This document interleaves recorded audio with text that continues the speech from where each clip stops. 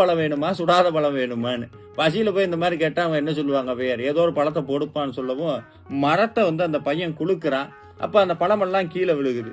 அது கீழே விழுந்தோன்னா அப்படியே அது பூரா மண் ஒட்டினோடனே ஔவையார் அதை எடுத்து இப்படி ஊதி இருக்கிறாங்க. மேல இருந்து அந்த பையன் கேட்டிருக்கான், என்ன பாட்டி பழம் சுடுதான்னு. அவ்வளவு படிச்ச ஔவையாரையே அந்த கேள்வி சுட்டுருச்சு. என்னன்னா இந்த தத்துவம் என்னன்னா, நம்மளுடைய வாழ்க்கை முருகப்பெருமான் மண் ஒட்டாம பார்க்கணும்னு நினைக்கிறாரு. ஆனா நம்ம தான் திருப்ப திருப்ப மண்ணை சேர்த்துக்கிட்டே இருக்கோம். ஆசை கோபம் நிறைய. முருகான்னு சொன்னா அந்த மண்ணெல்லாம் போயிடும். அப்படி இந்த அற்புதமான நாவல் மரம் இன்னைக்கும் இருக்குங்க. பழமுதிர் சோலை போனா அந்த விநாயகர் கோயில் பக்கம் அந்த மரத்தை பார்க்க முடியும். இதுல என்ன அதிசயம் அப்படின்னா, எல்லா நாவல் மரமும் ஆடி ஆவணி மாதத்துல மட்டும்தான் பூக்கும் காய்க்கும் அந்த கனியும் உருவாகும். ஆனா இந்த நாவல் மரம் மட்டும் முருகனுக்கு உகந்த ஐப்பசி மாதம் சஷ்டி அந்த நேரத்துல தான் இந்த நாவல் மரம் பூக்கிறது. ஏன்னா முருகனுடைய பாதம் எனும் பூ பட்டதல்லவா.